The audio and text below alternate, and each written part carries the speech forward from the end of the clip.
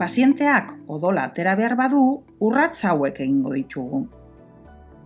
Eskuak soluzio hidroalkoholikoarekin desinfektatu.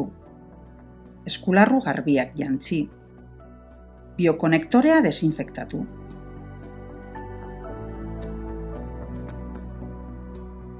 Iragaskortasuna egiaztatu.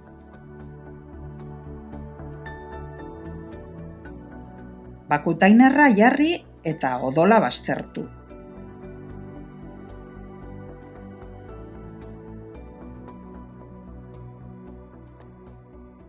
Eskaera hodiak atera.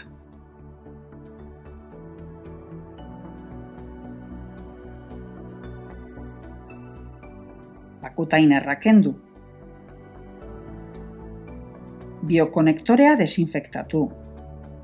20 zentimetro kubikoko zerum fisiologikoarekin garbitu. Push, stop, push teknika erabiliz.